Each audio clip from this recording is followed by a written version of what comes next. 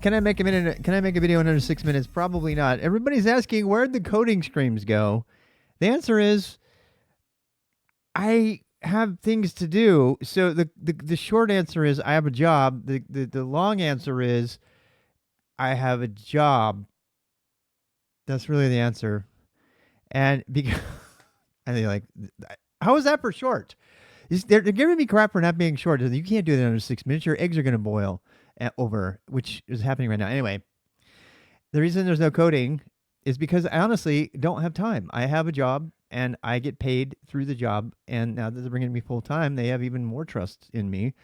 And I gotta perform for them, and that means not doing things on a live stream that contain proprietary code, and that is the real main reason. So when I say I have a job, I mean I have a job, and I'm writing proprietary code that provides immense value for my employer, and that I actually had a good friend of mine at work who knows I stream call me on it. He's like, are you sure you're okay streaming that? Because, that code like goes almost exactly the way you're writing it into our code base. And there were a couple times where that it was really, really close. The code was very, very close. It was almost like I cut and pasted, and I just don't want to take the risk anymore. So I am still going to code on stream, but my code that's on stream is going to be specific topics, or it's going to be related to like the Cobra. I'm going to do some Cobra expansion. But the truth is I would rather be paddleboarding or mountain biking rather than making a stream about code that's already been written and I've already been paid to write it.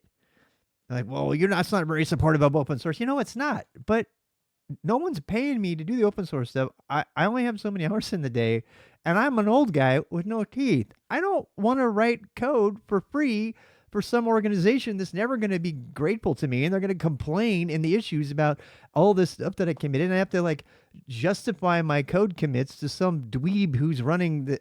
I'm not naming names. Who thinks they're better than me, and I haven't written the Go code properly. Why would I spend my free time doing that when I could be paddleboarding? So I do code. I do code a lot, but I don't code it. I don't code publicly and openly because I get paid a lot of money to code for work, and I don't have any desire to code outside of that.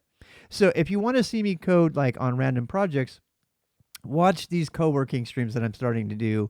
Occasionally I'll fix a little problem and I'll write it, but there's really no program. There's no schedule to that.